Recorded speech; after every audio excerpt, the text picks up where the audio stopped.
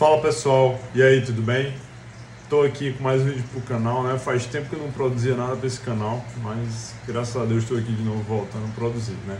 Então, nesse vídeo de hoje estou trazendo aqui algumas questões de uma prova da FCC para você que está se preparando, por exemplo, especificamente agora para a prova da PM Piauí, que vai ser a banca FCC, e vai ter lá raciocínio lógico e matemática, né? Ou para qualquer outra prova da banca FCC que você precise de alguma questão aí de matemática. Então estou trazendo aqui as questões, se eu não estou enganado, não estou falando errado, questões da prova da PM Bahia, certo? Então vamos lá, estou trazendo aqui para vocês algumas soluções, e aí eu quero que você me acompanhe aqui e espero poder contribuir da melhor forma possível para a sua preparação. Então vamos lá, pessoal. Olha só essa primeira questão aqui, né? Caíram um total de 6 questões, se não estou enganado. E aí vamos trabalhar essas questões aqui. Então vamos aqui, essa primeira questão a gente tem assim, um setor administrativo recebeu um total de 150 caixas de equipamento que serão distribuídas para 3 grupos de funcionários. O primeiro grupo deverá receber 30 caixas a menos que o segundo grupo. O terceiro grupo, a metade do que vai receber o segundo grupo. Se você observar aqui, ele fala em relação ao grupo 1, fala em relação ao grupo 3 e ele usa como referência quem? O grupo 2. A todo momento, quando ele fala do grupo 1, quando ele fala do grupo 3, ele usa o grupo 2 como referência. Eu não sei quantas caixas o grupo 2 recebeu. Então o que eu faço? Eu posso chamar aqui de X. E aí ele vem, ó, ele me fala que o grupo 1 recebeu 30 caixas a menos do que o grupo 2. Então eu vou pegar o tanto de caixas que o grupo 2 recebeu e 30 a menos, aí eu fazer, X menos 30. 30 caixas a menos do que o grupo 2. E ele fala que o grupo 3 foi quanto? Metade do grupo 2. Então metade, ó, eu dividi por 2. E o que acontece? Aqui eu posso montar uma equaçãozinha, ó. Se eu somar tudo isso, tem que ser igual ao total de caixas, que é quanto? O total de caixas ele fala lá no começo, ó, 150. E aí eu posso resolver essa equação aqui tranquilamente, olha só. Eu tenho x menos 30 mais x sobre 2 igual a 150. Olha só. E aí o que acontece? Quando eu tenho equações, eu vou pegar os termos semelhantes e somar eles, olha só, x mais x sobre 2, e esse menos 30, eu preciso trabalhar ele com quem é semelhante, ó, quem não tem letra, então vai ser lá com aquele 150. Eu vou pegar esse menos 30 e vou levar ele para lá, e aí eu vou passar ele para lá, ó, tá negativo, a gente geralmente, para tornar mais simples e direto essa ideia de trabalhar com a equação, a gente fala isso. Não, matematicamente não é certo, mas a gente fala, né? Esse menos 30 ele vai passar, ó, positivo. E aí, como é que vai ficar isso aqui? Eu vou ficar aqui, ó, posso até fazer já aqui, ó, x mais x. Se eu tenho um x e somo com mais um, eu fico com 2x. Esse aqui eu não vou mexer, eu vou repetir. E a gente vai fazer aqui logo em seguida. Aí fica 150, tá negativo, veio positivo, ó, mais 30. E aí eu vou puxar uma setinha para poder continuar aqui, ó. Aí eu venho. Aqui eu sei que 150 mais 30 vai dar 180. Agora, como é que eu resolvo soma de fração? Aqui tem uma fração para me somar, ó. Isso aqui é uma fração. E aí vai uma dica para você. Esse está em fração e esse aqui não tá. Tá só um 2x ali. Sempre que você tiver um número como fração e um que não está em fração, aqui é a mesma coisa de ser 1. Você pode vir simplesmente aqui, ó. Você pode vir simplesmente aqui, pegar o denominador, multiplica por esse, e o resultado, você vai multiplicar, e o resultado você soma com quem está ali no numerador da fração. Então como é que vai ficar? Ó? 2 vezes 2x vai ficar o quê? 4x. 4x mais x vai ficar 5x. Embaixo continua 2, igual a 150 mais 30 vai totalizar 180. E aí o que eu faço? Eu preciso encontrar quem é o x, eu preciso deixar esse x sozinho. Então, primeiro de tudo, ó, eu vou tirar esse 2, ó. Tá dividindo, trago multiplicando. E aí o que vai ficar? 5x é igual a 180 vezes 2, 360. Tá quase lá. Para terminar de encontrar o valor de x, eu preciso tirar esse 5 daqui. 5 está multiplicando, ó. Leva para o outro lado a operação contrária. Ao contrário da multiplicação, vem dividindo. Então aqui vai ficar o quê? X é igual a 360 dividido por 5. Ah, tem dificuldade com divisão. Pega e faz do lado, ó. Não tem problema.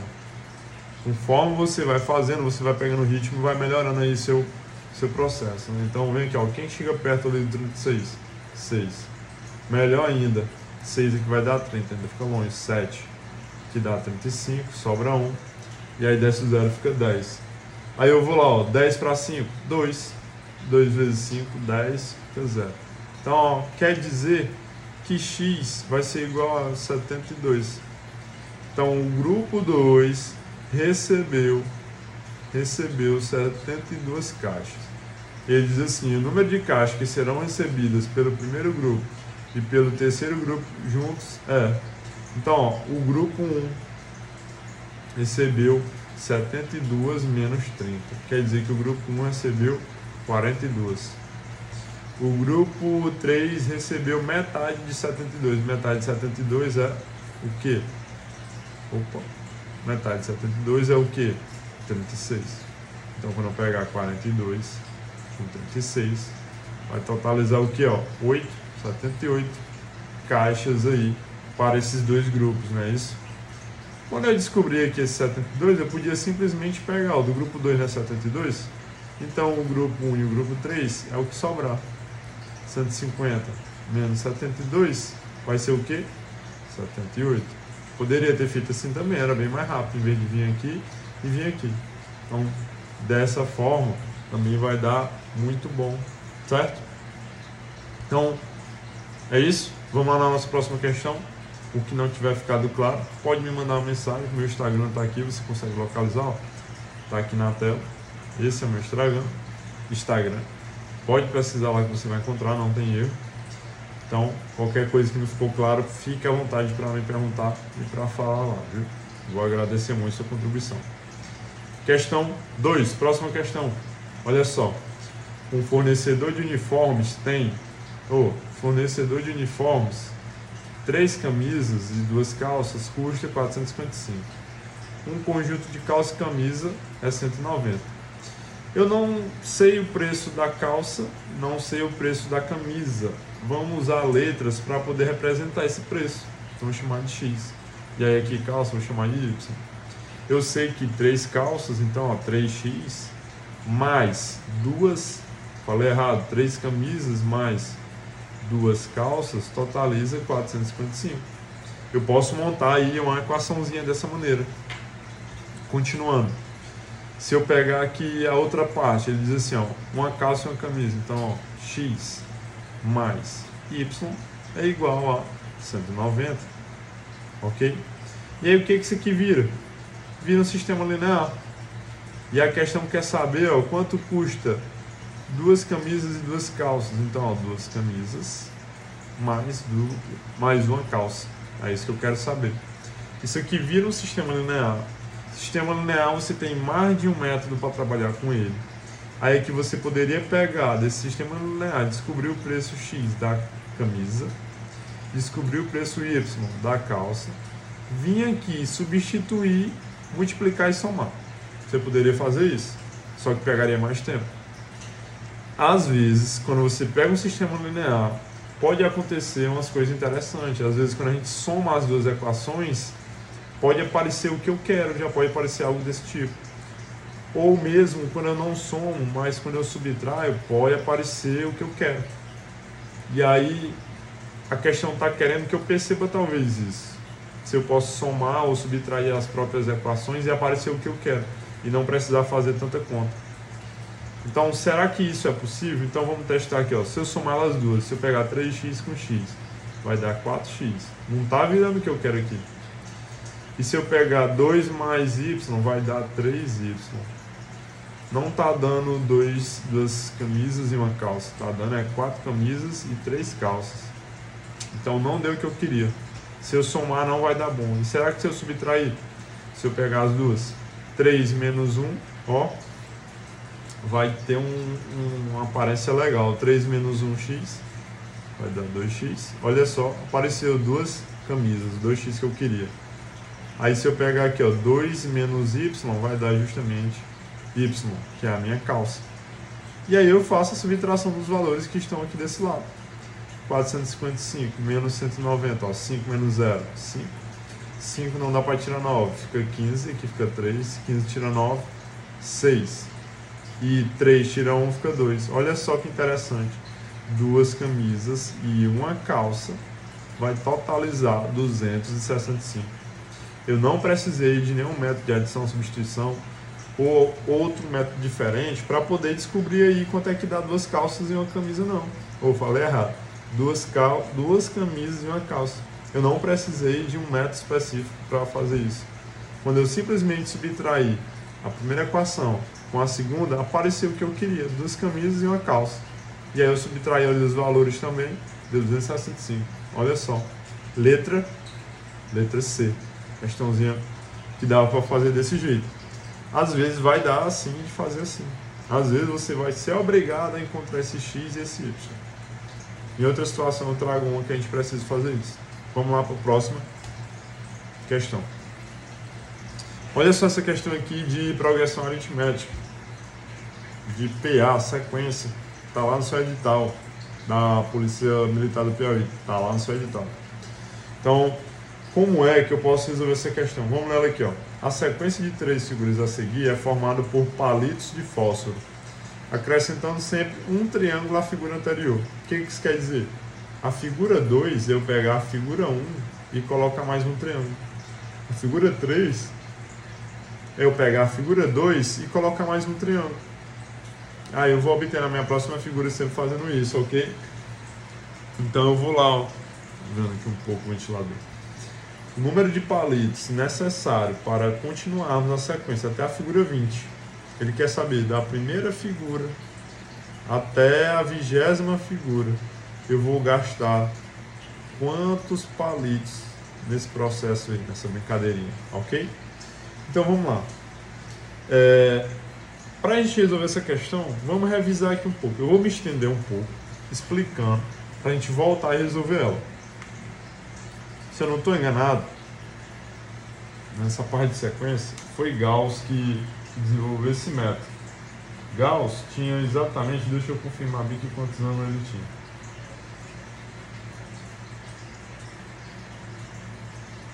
Quando ele descobriu a soma de sequência. Ele estava numa aula, ele era menor do que 15 anos, eu acho. A famosa história de Carl Friedrich Gauss conta que por volta de 7 a 10 anos de idade, ele resolveu somar todos os números de 1 a 100 em segundos.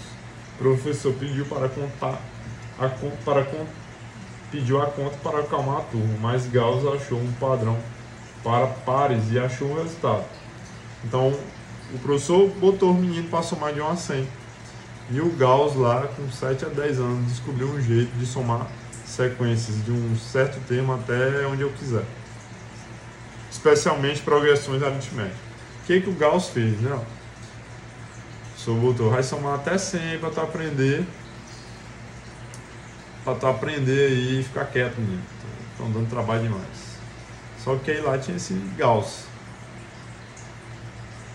O Gauss percebeu que termos equidistantes, por exemplo, 1 e o 100, então distantes a mesma distância um do outro, quando eu somo eles, sempre dá o mesmo valor. 1 mais 100 é igual a 101.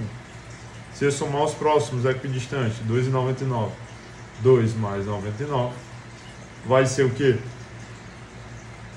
101. Perdão, o sono batendo, depois do dia todo dando aula. Então bora lá, se eu pegar o 3 e o 98, o café já não é mais suficiente. 3 e o 98 vai também totalizar 101. O Gauss percebeu isso.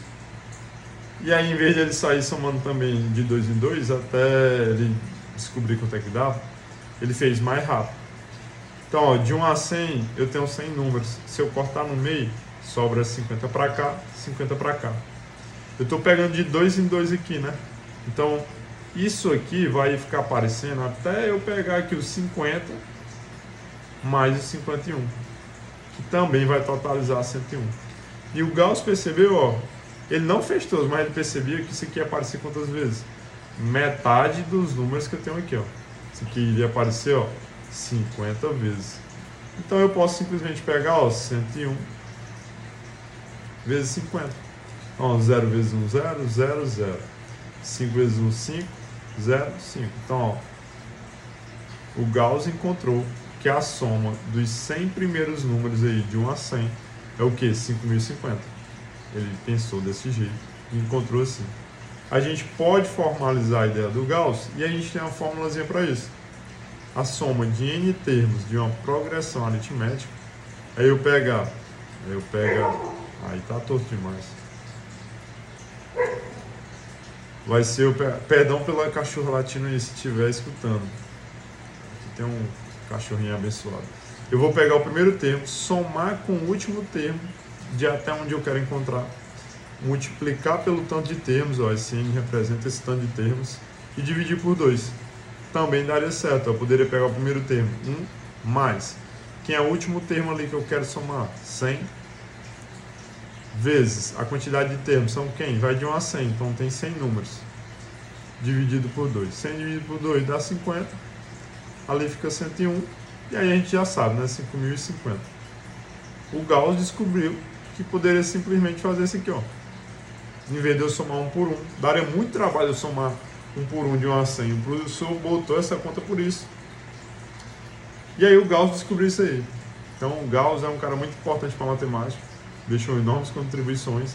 E a primeira delas, uma das primeiras, não sei se foi exatamente a primeira, foi essa forma de somar termos de uma progressão aritmética. Agora vamos para a nossa questão.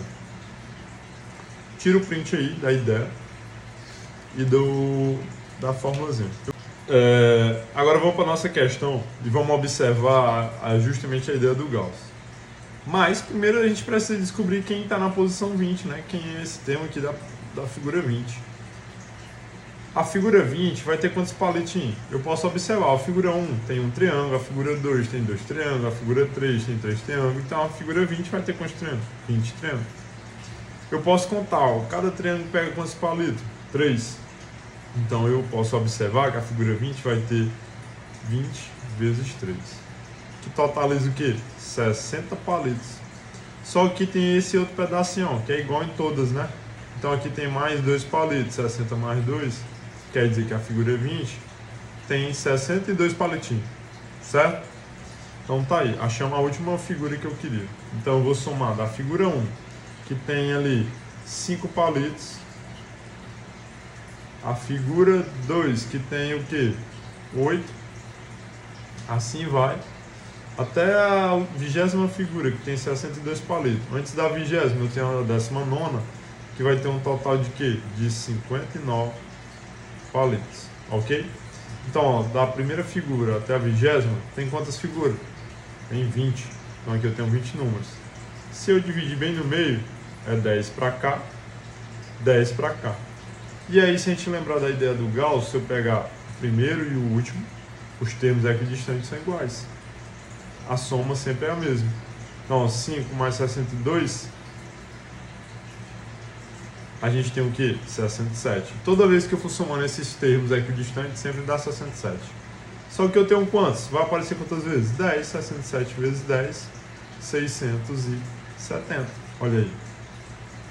Que interessante, a gente usou a ideia do Gauss lá, que ele descobriu a formulazinha. A gente nem usou a fórmula. Eu não lembro da fórmula. Mas se você observar esse padrão, essa fórmula que o Gauss observou para chegar na fórmula, você consegue fazer essas de soma e de PA, sem precisar da fórmula.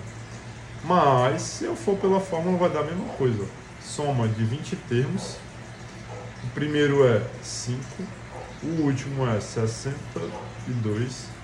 Tem 20 termos, e aí eu vou dividir por 2. Ali vai dar 67. Aqui 20 eu posso logo dividir por 2. fica 10, e aí 67 vezes 10 a gente já sabe, 670, letra D. Então, me perdoe porque eu me estendi mais nessa questão, mas eu quis lhe mostrar como é que você pode resolver uma questão de PA sem ter decorado a fórmula, ok? Então, espero que tenha lhe ajudado essa solução aí. Vamos para a nossa próxima questão. É bom você pegar essa ideia mesmo sabendo a fórmula. Ou então, tenta memorizar a fórmula, se você for bom de memorizar, né? Tenta gravar essa fórmula, mas tenta guardar no fundo aí essa ideia do Gauss, para quando você por acaso esquecer, mas você sabe fazer, ok? Então vamos lá.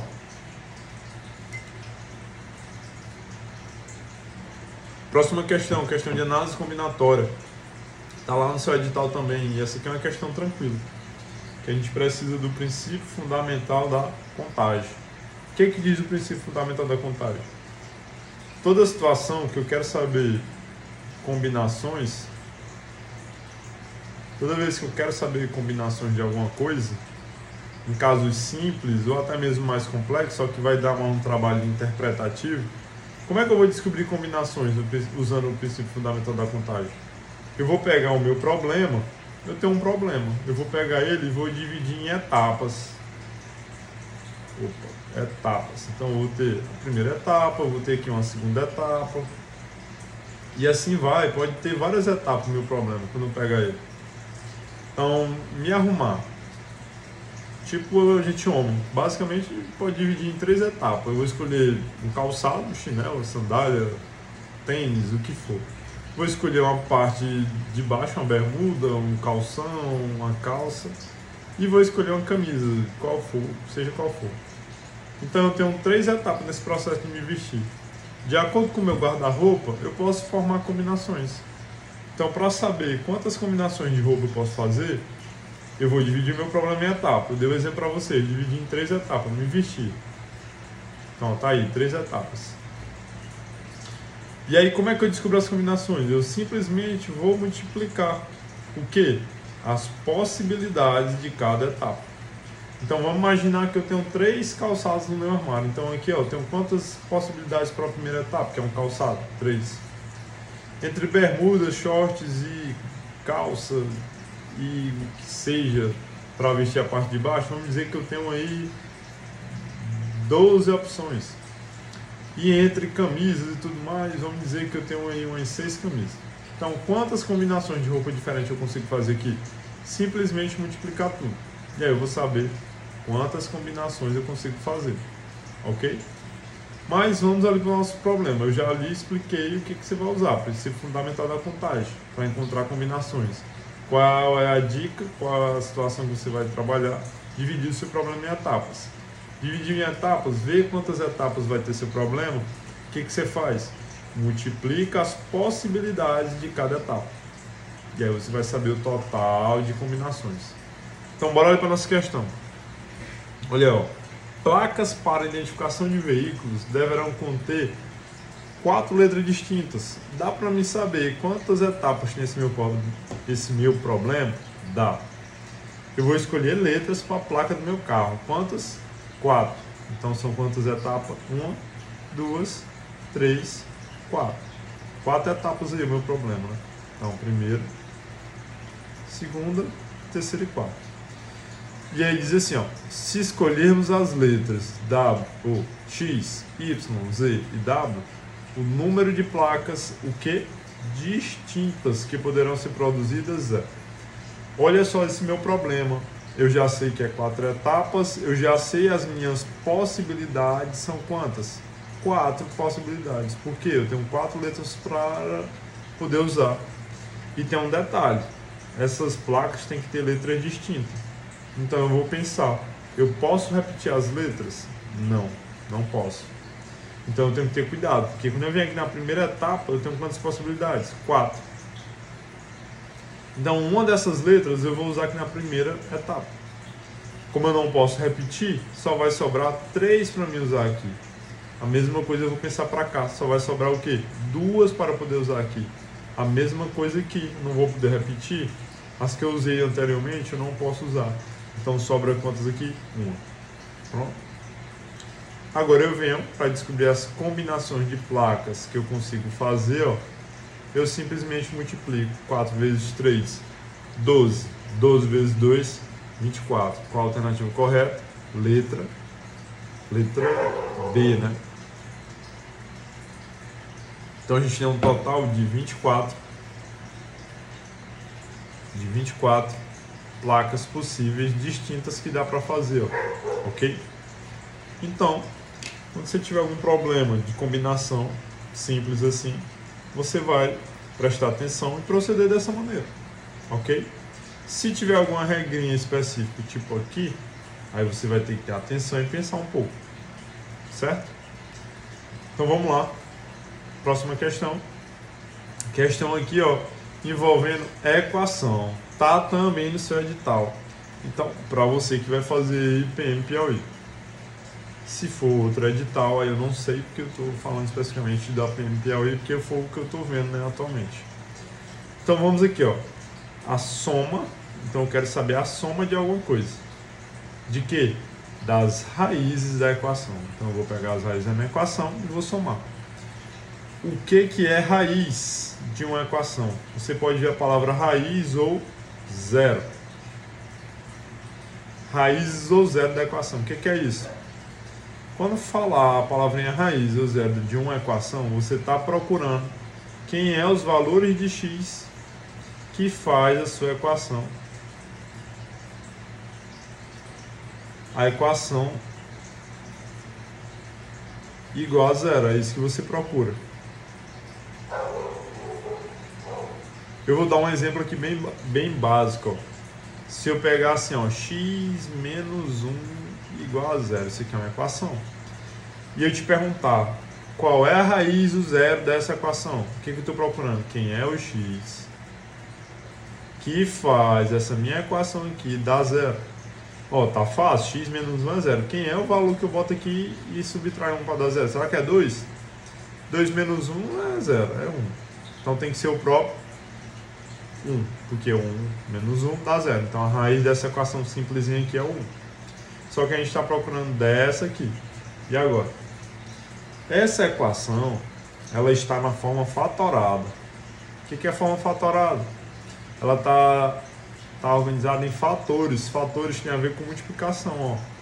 Eu tenho aqui ela toda multiplicadazinha.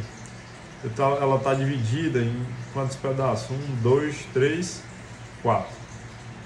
E quando uma equação está na forma fatorada,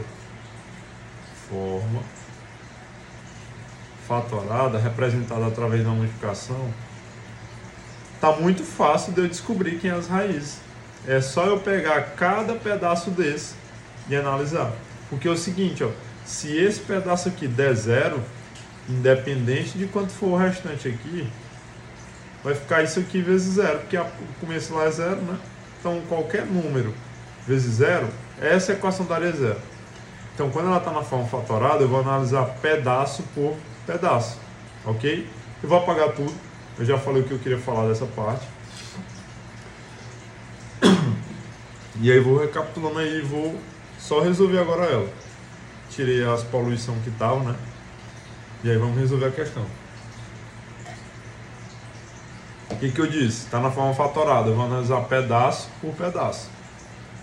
Então eu vou pensar, desse pedaço aqui, ó, qual é o valor que faz x dar zero?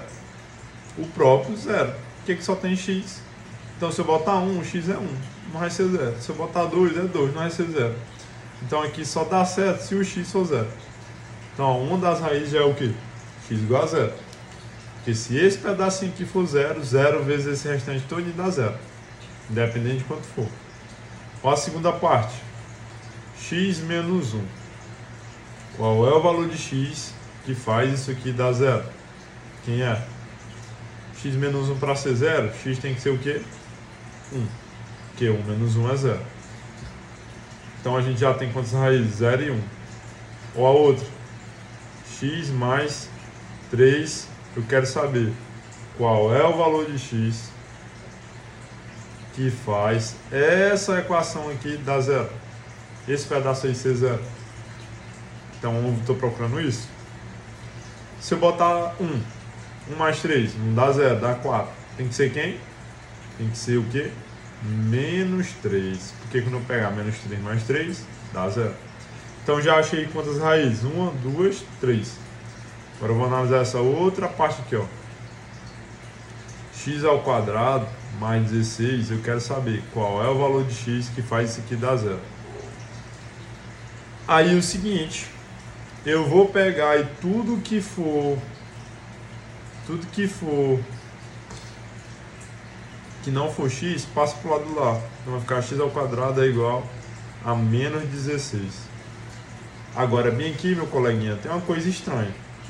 Porque tem um número que é elevado ao quadrado e está dando menos 16, isso é possível? Então talvez fique estranho para a maioria, porque aqui vai entrar um negocinho chamado números complexos. Vai entrar os números complexos. E a gente não estuda muito os números complexos no ensino médio. A galera mais antiga talvez viu, mas é mais chatinho. E atualmente a maioria não vê a respeito de número complexo. Os números complexos, também chamados de números imaginários, eles têm uma parte real e uma parte imaginária. Por exemplo, eu vou representar aqui, ó, 2i.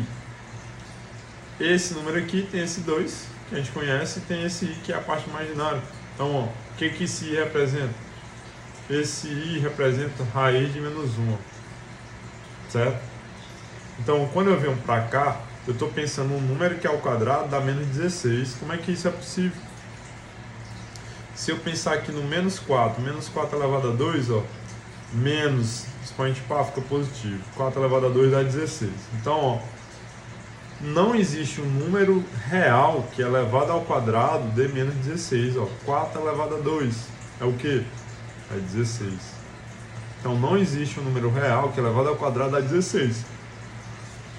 Então, quando eu venho para cá, essa minha situaçãozinha aqui terá raízes complexas. Então, eu posso ter aqui, ó, x igual a 4 raiz de i. E eu posso ter x igual a menos 4 raiz de i.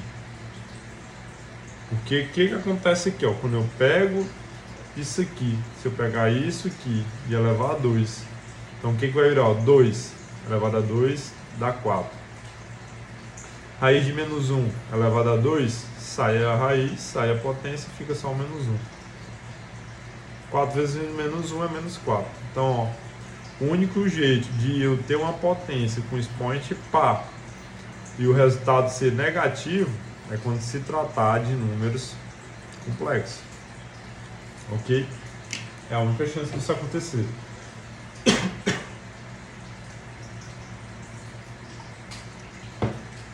Então, quando eu olho para x ao quadrado igual a menos 16, quem é os valores que pode dar certo isso aqui? É 4 raiz de menos 1, ou 4 raiz de i, que é menos 1 ali dentro, e menos 4 raiz de i. Então, a gente achou todas as raízes. 0, 1, menos 3, aqui ó, 4i, menos 4 e menos i, ou menos 4 raiz de i. Aí vamos aqui, ó, eu quero saber a soma de todas elas, né?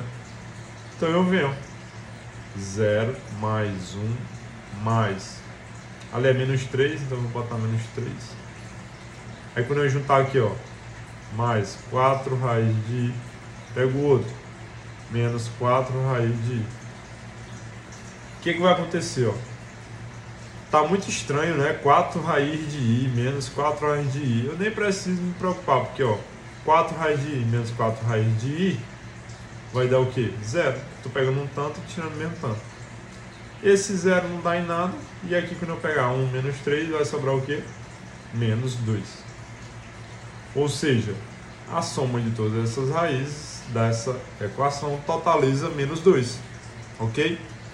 Então, pode ter ficado estranho aqui, quando eu cheguei nessa parte, falando de número complexo? Acredito que sim. Talvez não ficou tão claro, porque eu fui aqui de forma direta. Quem já conhece número complexo vai entender a ideia. Quem não conhece, eu entendo que realmente ficou estranho. Mas eu vou procurar trazer algum outro vídeo, alguma outra solução de questões do mesmo estilo, que traga essa parte de números complexos, ok? Aí vamos aqui, próxima questão. Uma rampa será construída para acesso ao primeiro andar de uma construção, que está a 2,5 metros de altura em relação ao nível do terreno. Decidiu-se que a inclinação da rampa deve ter 30 graus em relação ao nível do terreno. O comprimento dessa rampa será... Olha só, essa questão aqui, por exemplo, para você que vai fazer edital, prova aí da PM Piauí, não está no edital relações trigonométricas expressamente. No da PM Bahia tinha lá. No da PM Piauí não tem, mas para você que está aqui, chegou até aqui, está vendo as questões e aí quer ver, eu vou expor como é que resolve isso aqui para você. Aqui é uma questão de relações trigonométricas no triângulo retângulo. Então o que acontece? Ele diz assim, ó, uma rampa será construída. Uma rampa vem assim, né? E ela vai ter 2,5 metros de altura, ó. A altura é um segmento de reto com o chão. Então, ó, forma um ângulo de 90 graus. Então, a minha rampa aqui, ó, é um triângulo retângulo. Eu sei que isso aqui é 2,5 metros. E ele diz assim, a inclinação em relação ao terreno aqui, ó, 30 graus. E ele quer saber o comprimento da rampa. Ele quer saber esse pedaço aqui. Vou botar C de comprimento. Meu caro, vai uma dica para você. Sempre que você estiver trabalhando com triângulo retângulo, o ângulo for 30 e envolver esse pedaço e esse, quem é esse pedaço aqui? Quando a gente vai para um triângulo retângulo, a gente tem o quê? Tem esse lado maior, oposto ao ângulo de 90 graus, que a gente chama de hipotenusa. Tem esses outros lados que formam um ângulo de 90 graus, que a gente chama de catetos. Você viu isso aqui demais, eu aposto. E aí é o seguinte, quando você tem um ângulo como referência, esse cateto que é contrário ao ângulo, a gente chama de cateto oposto. E aí, ó, grava isso na sua cabeça, uma dica, é um bizu. Depois que você entende, os bizus são úteis. Então, não queira pegar bizu sem antes entender. Toda vez que você estiver trabalhando com um triângulo retângulo, que o ângulo for 30, você tiver o cateto oposto e a hipotenusa para trabalhar, aprenda, grava na sua cabeça que a hipotenusa é o dobro do cateto. Ou se você tiver a hipotenusa, o cateto vai ser metade. Então grava esse esquema na sua cabeça, pode guardar, é sagrado. Vamos confirmar. Ó. Aqui eu tenho um ângulo. Eu tenho o cateto oposto que eu sei e quero achar a hipotenusa. Qual é a relação trigonométrica que envolve cateto oposto e hipotenusa? Eu tenho que lembrar das relações trigonométricas. Aqui vai envolver cateto oposto e hipotenusa é a relação do seno. Seno de quem? De 30 graus. É igual cateto oposto dividido pela hipotenusa, que é o comprimento que eu quero achar. Aí você precisa lembrar dos ângulos notáveis da tabelinha. Quem é o seno de 30? 1/2. Você percebe que eu não estou me atentando a detalhes aqui, de expor detalhes, eu estou já indo um pouco direto. Em outros vídeos eu vou procurar trazer detalhes aqui para você. Expondo conteúdo, explicação, trazendo exemplos, né? Melhor. Então eu venho aqui, como é que eu resolvo isso aqui? Multiplica meio pelos extremos. Aí eu venho C vezes 1. C 2 vezes 2,5, 5. Então tá aí, ó. O comprimento da rampa é o quê? 5 metros. Letra E. Ok? Simples.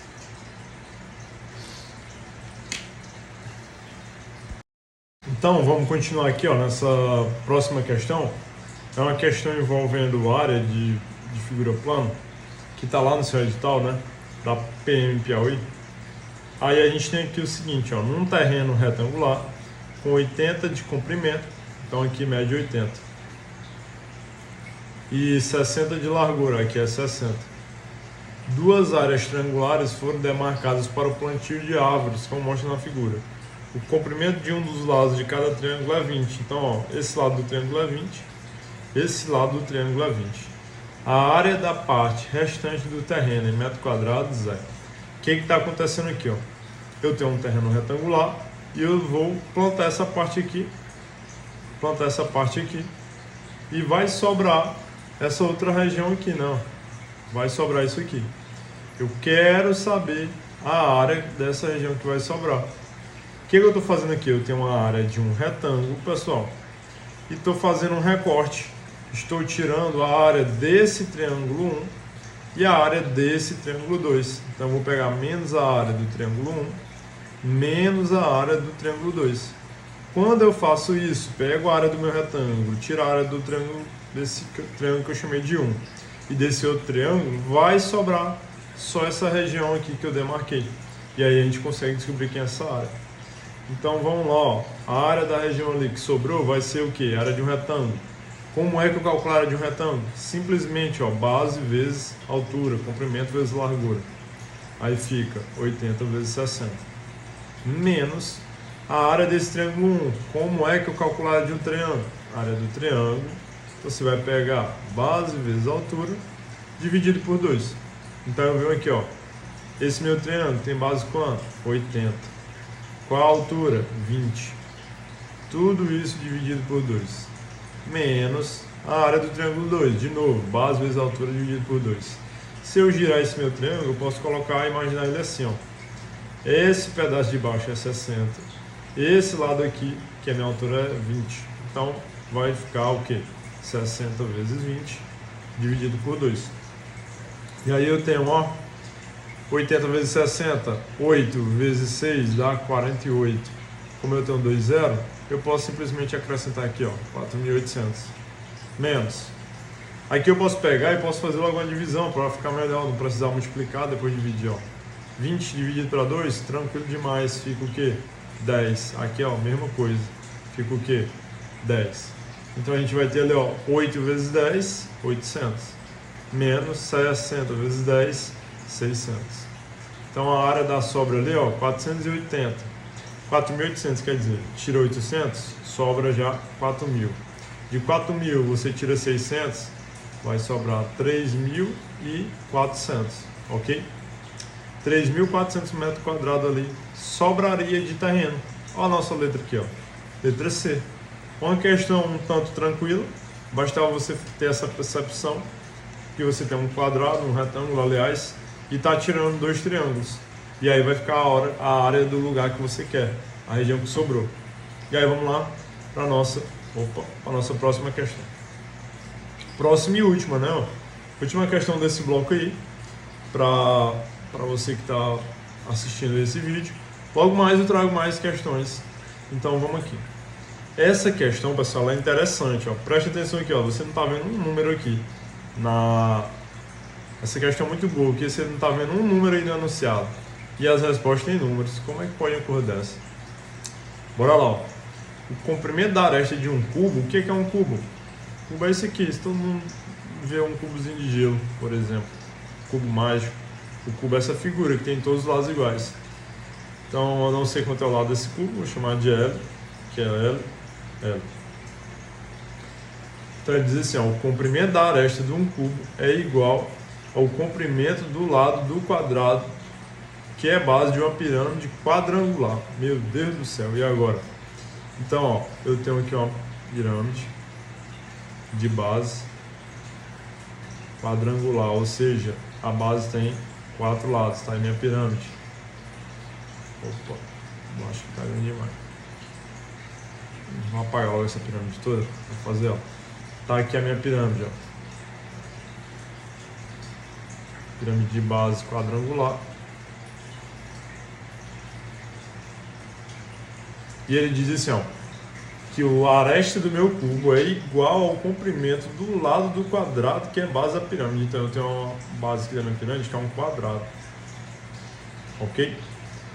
A medida da altura da pirâmide é o dobro do comprimento do lado da sua base. Então a altura da minha pirâmide aqui, ó.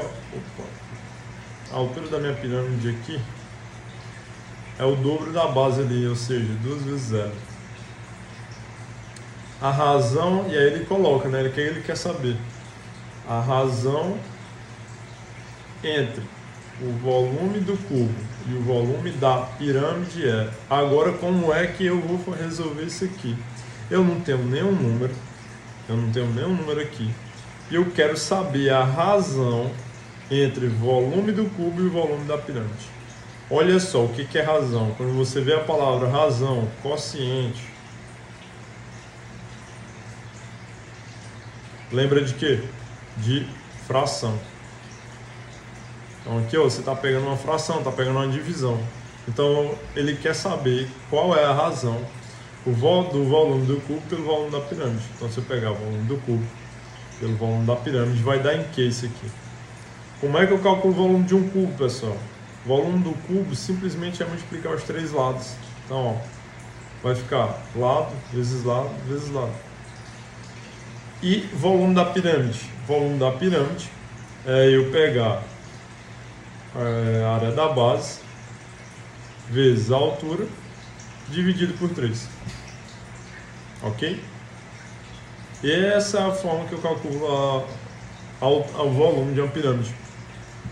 Então eu vou aqui, ó, volume da pirâmide, a área da base. Qual é a minha base? É um quadrado, então fica lado vezes lado, vezes a altura, que é 2 vezes 0. Tudo isso dividido por 3. Então o que vai acontecer aqui, ó? L vezes L vezes L, ó, fica L elevado a 3. Lembra lá de potência, repete a base. Eu vou continuar aqui de vermelho. Repete a base, que é 3, viu? Repete a base, somos expoente. E aqui vai ficar, ó, L vezes L, L ao quadrado. L vezes L, L elevado a 3. Como tem um 2 ali, ó, 2L elevado a 3, dividido por 3. Aqui, ó, tá aparecendo o quê? Divisão de fração. Aí é o seguinte, como é que funciona a divisão de fração? Sempre que você tiver uma divisão de duas frações, como é que você vai proceder? Vai ficar o quê? Eu vou pegar a primeira, A sobre B, e vou multiplicar, ó, pelo inverso da segunda, B sobre C, ok?